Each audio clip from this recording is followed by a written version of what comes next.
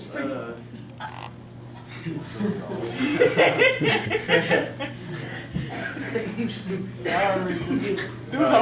left the scene. High expectations. I missed the last. All right, I'll be not before you long. I want to make sure everybody gets where I'm coming from. So I will be reading from the NIV version to start off with.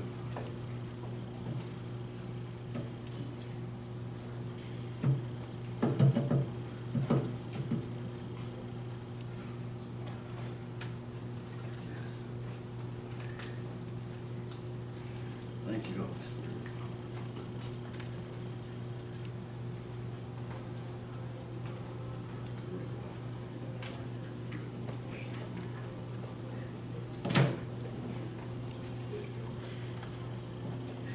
Sorry, it's the Wi-Fi connection I was taking away. Yeah, you're a little where's it coming from? This is coming from Mark 5, starting at verse 2. If you got NIV up there, that'll work. Okay.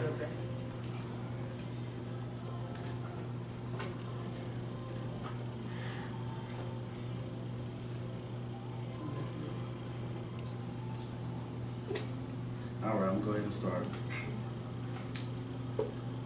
When Jesus got out of the boat, a man with an impure spirit came from the tombs to meet him. The man lived in the tombs, and no one could bind him anymore, not even with a chain. For he had often been chained hand and foot, but he tore the chains apart and broke the irons on his foot.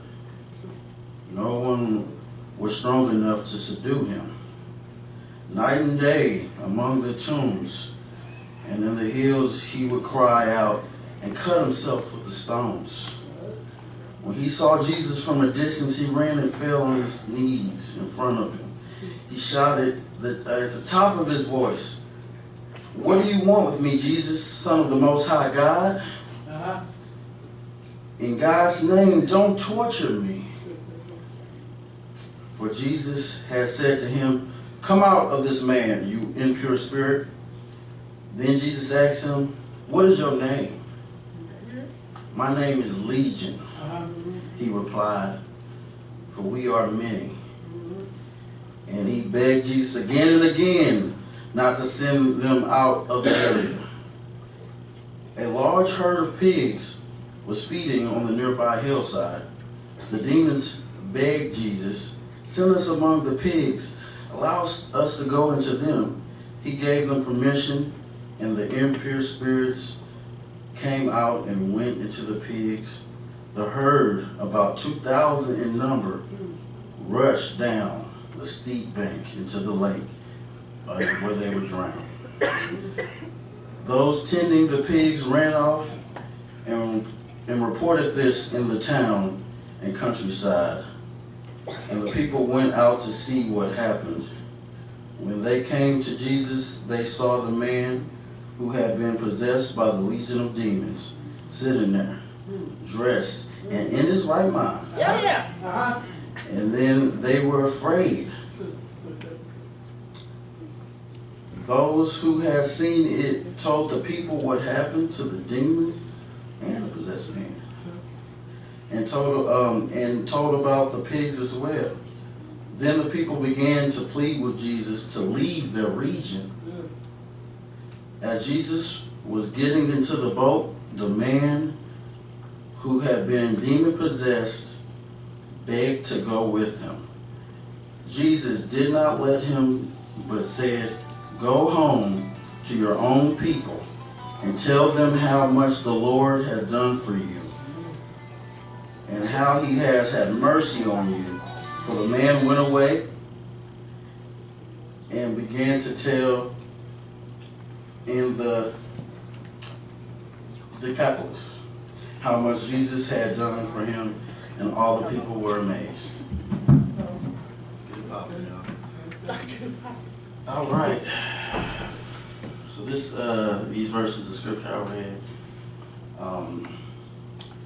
it's not really to focus on the fact that there was a demon-possessed man. It's mostly to focus on that it ain't about us. Amen. It was Jesus got out the boat, and when he got out the boat, a man, he ran right from the tombs. And this is where all you see is death. Imagine waking up every day of your life and seeing death around you. And this man, he was tortured and shackles and chained up, and not only in physical bondage, but in spiritual bondage as well.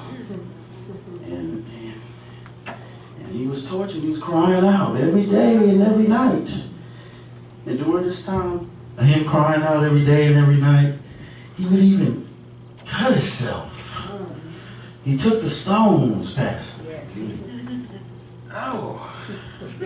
And just tried to release that. You know what I'm saying? I know I can't say I can personally talk about this, but I know of people that may have cut themselves during, times of depression, or maybe being times of bondage. And can I tell y'all today, when Jesus steps in, there's change. When Jesus comes in the picture, you can almost assure something's going to happen spectacular. So he's going up to this man, and he runs up to him and drops down on his knees, Johnny. Go right down on his knees, and he cries out to him, "Please don't torture me." That's all he knew. He getting tortured, and he was cast out and outcast, and that's all he knew. And Jesus ignored him. And he spoke to that spirit. "Come out, you impure spirit." And the spirit, they were pleading to go inside the swine, but before that even happened, Jesus said, "What is your name?" And he said, "We're legion, we are many." So legion, that's just like a number, X amount of thousand.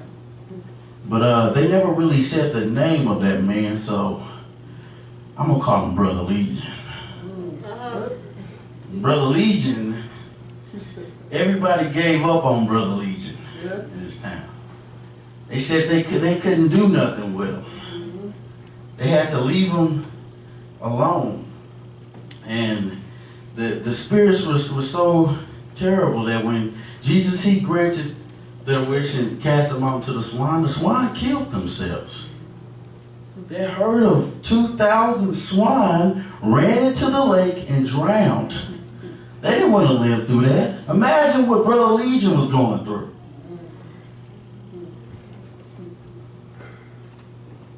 And remember, this ain't about us. That's the whole point. And yeah, the pigs drowned, they died. The Brother Legion he was saved and no longer had them demons in him. They got, again, that change happened when Jesus stepped in. So he was clothed. And he was right in his right mind. And during this time with him being in his right mind, the people, they saw this miracle happen, and they ran back and told the people. And yeah, you think, oh, this is about to be good, but no. They asked Jesus to leave. Leave this region. You done killed all them pigs. It said they're scared, but it didn't say what they were scared of. It don't say it, but I have a sanctified hunch that they wasn't scared of the physical manifestation of Jesus. They ain't scary. They were scared of their pockets being hurt. They were scared of their livelihood going in that lake down. Oh, you gotta go. Yeah, Jesus, you casting out demons. You know what I'm saying? Yeah, you're doing that, but yeah, we couldn't do nothing with him. We had to just dwell around the tomb. But you gotta go. You hurt the pockets now. Poor Brother Lee. And Jesus, he did just that. he walked up to the boat, and as he was going to that boat, Brother Legion chased him down. Now, mind you, he's in his right mind. He's clothed. He has no more demons in him, because when Jesus comes, there's definitely change. And he asked him to come with him. He said, let me come with you. And Jesus, he didn't say he can come with him. He said, go back and tell him what I've done. And they were amazed. Now, God, he has layers of lesson. And the more you read, the more you know it's layers of lesson. God was showing us, yeah, we ain't got to ride with Brother Legion, but don't forget to pray for him. Yeah. This ain't about us. Yeah. I'm going to stop. Let me go ahead and go back to this word real quick. Let me go back to this word real quick. All right. But it ain't about us, y'all. I'm just going to reference it. We got 10 minutes. My time is almost up. I'm almost out y'all here. But I'm just going to reference the rest. The Bible, in the Word of God, it talks about charity and how it's long-suffering. Yes. And how it's caring, and it tells you all things. Where is our charity? Where is our love? Are we, when I say we, I'm talking about me, but are we all year sitting back thinking about ourselves? Are we praying for the people that may have caused some ruckus in our life, in our current situation? This makes us a little uncomfortable right here. They got a little drama going on. Do we cast them out? Or do we pray for them like Jesus?